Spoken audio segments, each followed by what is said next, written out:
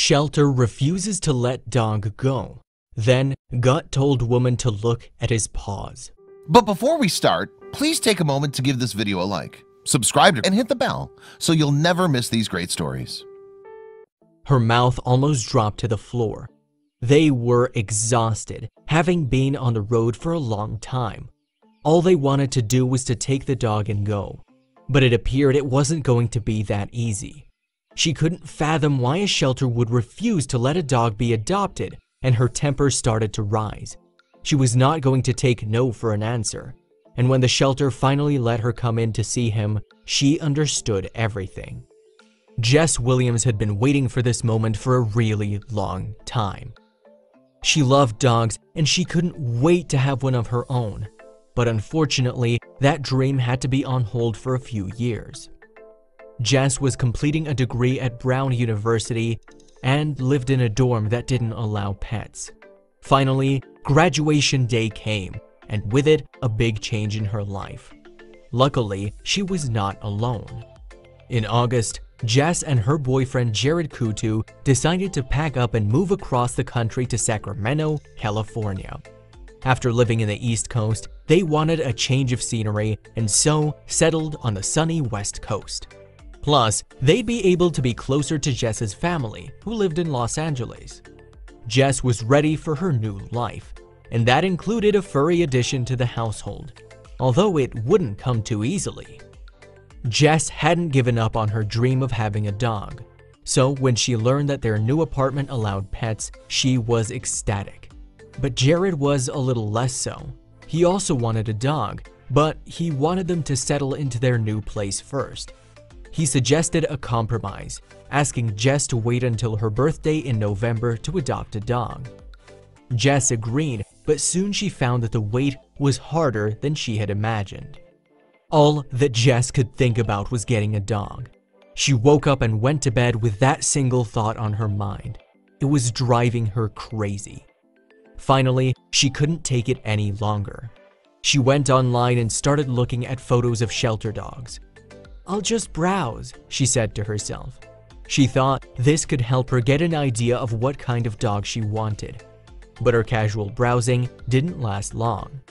One day, she came upon a picture that changed everything. On a website she was browsing, Jess came upon a picture of a dog named Benji. He appeared to be a mixed breed, and the website said he was picked up as a stray and had been at the shelter for 10 days. He also had a bad flea allergy that made him lose most of his fur. But what caught Jess's attention was the sorrowful look on Benji's face. "I'd never seen a sadder dog and knew we couldn't leave him there," she explains. She decided she wanted to adopt him. But what about her agreement with Jared? Jess showed Jared the picture of Benji and told him they had to adopt him. She felt bad about breaking her promise, but it was clear to her that this dog needed to be taken out of the shelter.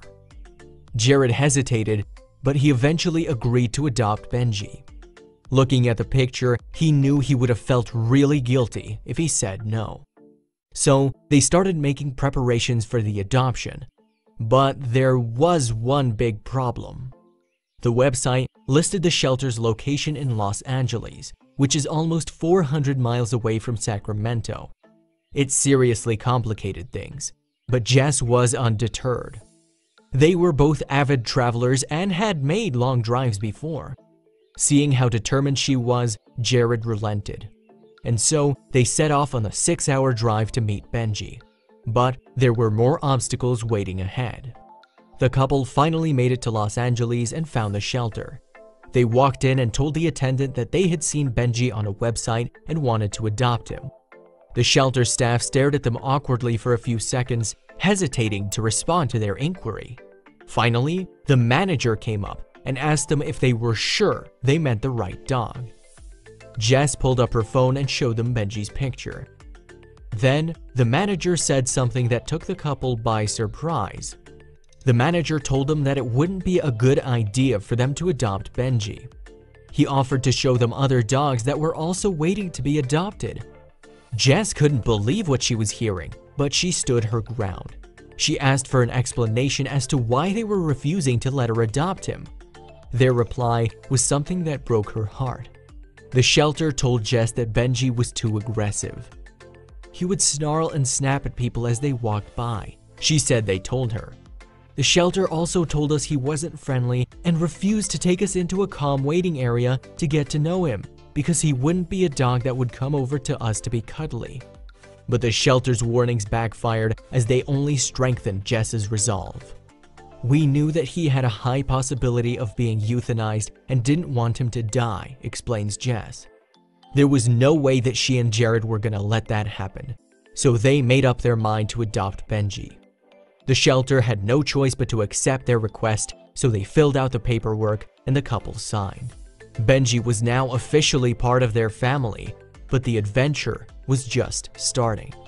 It was a rough 6 hours back to Sacramento with Benji in the car. Understandably, he was wary of these two humans he'd never met before who had come and taken him from the shelter. He also seemed quite confused about what was happening, given that he probably wasn't used to long car rides. And when the family finally got home, things didn't get any easier. Benji kept his distance from Jess and Jared. It was clear that this poor little pooch had been hurt by humans before and he didn't trust them anymore. But the couple knew this and they were patient with him, giving him space and trying to show him that they loved him and weren't going to hurt him. A few days passed and he started to realize he was safe. And then something incredible happened. 3 weeks after bringing him home, Benji was a completely different dog. He loves to come up and lick our faces and play with his toys, says Jess. He's such a goofball now. He has crazy zoomies after he gets bathed. He'll also start barking the second we get in the car, as if to say, "We have to start moving, let's go." He loves tagging along wherever Jess and Jared go, but he's also happy cuddling with them at home. They had faith in Benji from the moment they saw him, and it looks like he was proving them right.